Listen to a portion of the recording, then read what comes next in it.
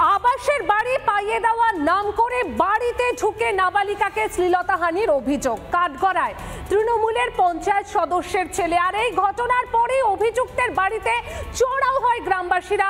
ইংরেজবাজার থানায় অভিযোগও দায়ের করা হয়েছে।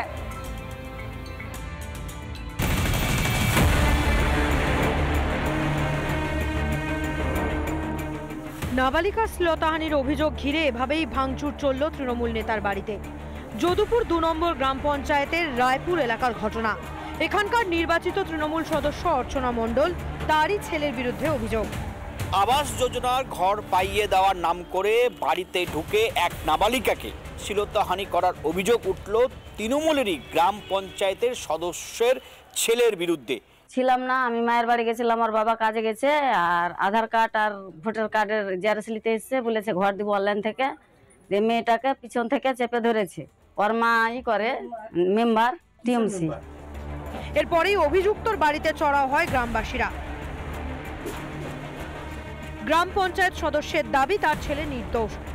মেয়েকে এরকম কেন বললো, কানে কানে গ্রামের লোক সবাই একবারে ভাত চুর করে দিল, মিথ্যা বুলাই করেছে, মিথ্যা কথা বলেছে, ফাঁসিয়ে দিয়েছে। ঘটনায় তুঙ্গে শাসক বিরোধী তরজা। এর থেকে দুর্ভাগ্যজনক আর কিছু হতে পারে না। মানুষ কাকে বিশ্বাস করে? জনপ্রতিনিধি আত্মীয়, তারাই যদি এরকম করে, তা আমরা বলবো যে এই সমস্ত তৃণমূলের যারা আছে জনপ্রতিনিধিরা, এদের একটা কালচার হয়ে গেছে। এই ধরনের হিনাস কাণ্ডের সঙ্গে যারা যুক্ত থাকবে তাদের বিরুদ্ধে কঠোর আইন প্রয়োগ হবে। যদি 18 বছরের নিচে হয় পক্সো হবে।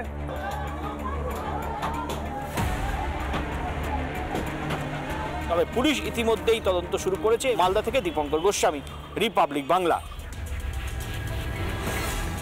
চা বাগান দখল ঘিরে অগ্নিগর্ভ চোপড়ার চেতনাগঞ্জ। সেখানে দুপক্ষেরই দাবি জমি তাদের, আর এই নিয়ে রীতিমতো ধুন্ধুমার পরিস্থিতি হয়। এক পক্ষ আরেক পক্ষের দিকে লাঠি সোটা বাঁশ নিয়ে তেড়ে যায়, আর এই ঘটনায় দুপক্ষেরই আহত হয়েছেন 10 জন।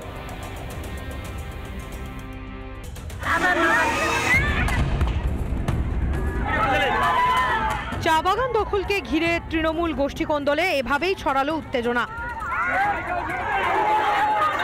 8 বিঘা চা বাগানের দখলদারি নিয়ে জ্বলল আগুন, আক্রান্ত বেশ কয়েকজন। ভাইরাল সে ছবি। চেতনাগঞ্জে কিন্তু আজ এই ঘটনাটি ঘটেছে, বেশ কয়েকজন আহত হয়েছে এবং যার জমি তার বাড়িতে কিন্তু আগুন লাগিয়ে দেওয়া হয়েছে। তোমাকে আমি যদি শারীরিক ছবিটা দেখাবো, হসপিটালের বাইরে এখনো কিন্তু একজন আহত অবস্থায় তাকে প্রাথমিক চিকিৎসা করানো হলো, তিনি কিন্তু এখনো কিন্তু এখানে বসে রয়েছেন। দুপক্ষের দাবি জমি তাদের, জমির দখল নিতে এলে পরিস্থিতি অগ্নিগর্ভ হয়ে ওঠে। চলে বেধড়ক মারধর, বাদ পড়েনি মহিলারাও বলে অভিযোগ। আহতদের হাসপাতালে ভর্তি করা হয়েছে। আমাদের জমি ওরা পজিশন করতে, ওরা বলতে কারা? আমরা টিএমসি দল করি, যারা মেরেছে তারা কারা? ওরাও টিএমসি দল করে। তার মানে কিন্তু ওদের পকেটে পয়সা বেশি আছে, পয়সার মানে নেতাগুলাকে পয়সা আর কি লালচি দিয়ে আর কি ওদের পক্ষে কথাবার্তা বলে। স্থানীয় তৃণমূল নেতা জিয়াউল রহমানের মদতেই এই হামলা হয়েছে বলে অভিযোগ করেছেন জমির দাবিদার জাকির হোসেন। 10-11 লাখ টাকা নিয়ে আমাদের পজিশন ছড়ার জন্য চেষ্টা করছে, যেটা আমার বাপদাদার জমি ছিল। জিয়াউল রহমান বলতে কে? জিয়াউল রহমান দাসপাড়ার তৃণমূল নেতা। তৃণমূল আমিও করি স্যার, ওরাও তৃণমূল নেতা, আমিও তৃণমূল, ওরাও তৃণমূল। আপনারা দখল করতে গেছিলেন আপনাদের জমি, তারপর আমার জমিটা, আমার নিজের জমিটা যেটা উঠাই হাল বইতে গেছিলেন, তারপর কি হলো? তারপর কি হলো, তখন উমরা লাঠি ছোটা সব কিছু দিয়েছে, আর নিজের ঘরের মধ্যে নিজে আগুন ধরাই দিচ্ছে। নিজের ঘরে নিজের আগুন ধরাই দিল। পুলিশের ভূমিকা নিয়েও কিন্তু প্রশ্ন তুলেছেন যারা আহত হয়েছে তারা বলছেন পুলিশ কিন্তু কোনো রকমই কিন্তু ব্যবস্থা নেয়নি, পুলিশের ব্যর্থতার জন্যই কিন্তু এই ঘটনা ঘটেছে, এমনটা কিন্তু এই চোপড়ায় যারা আহত অবস্থায় এসেছিলেন তারা কিন্তু অভিযোগ করছে। উত্তর দিনাজপুর থেকে তুষার বিশ্বাস, রিপাবলিক বাংলা। স্বয়ং তৃণমূল সুপ্রিমো নির্দেশ দিয়েছেন কেষ্ট কাজলকে একসঙ্গে কাজ করার, কিন্তু কে শোনে কার কথা?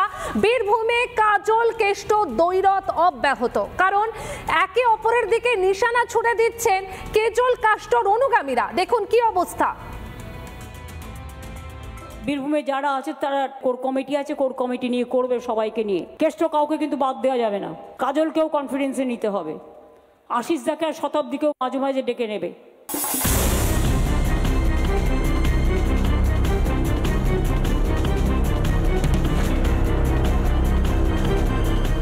দলনেত্রীর বার্তায় সার, গোষ্ঠী কোন্দলে জেরবার বীরভূম তৃণমূল।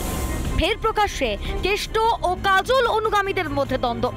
শাসক দলের শক্ত ঘাঁটি সিউড়ি 2 নম্বর ব্লকে তৃণমূলের কোন্দল চরমে।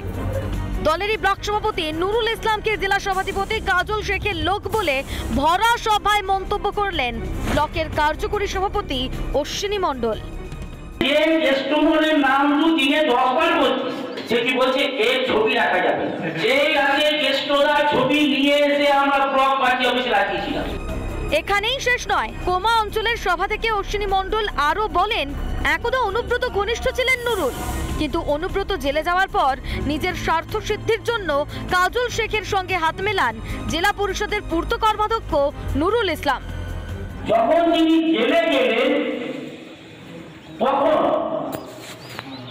আমাদের জেলা পরিষদের নির্বাচন হলো, ওনাকে আমরা জেলা পরিষদে দাঁড় করালাম, জেতালাম, পূর্ত কর্মাধ্যক্ষ হলো। কাজলের সঙ্গে কেষ্টদার একটা মনোমালিন্য দীর্ঘকাল থেকে আছে আমরা জানি। সেই সুযোগে কেষ্টদার বাদ দিয়ে আমাদের কাজল ভাই হয়ে গেল বাবা। পাল্টা অশ্বিনী মণ্ডলকে তোপ দেখেছেন নুরুল ইসলামও। ব্যক্তিগত আক্রমণ, নিন্দা ছাড়া কিছু আলোচনা হয়নি এবং স্বাভাবিকভাবে এইরকম আলোচনাতে কর্মীদের কাছে কি মেসেজ যেতে পারে, কর্মীরা কিভাবে উজ্জীবিত হবে দলের কাজ করার জন্য, এটা খুব ভাবার বিষয়।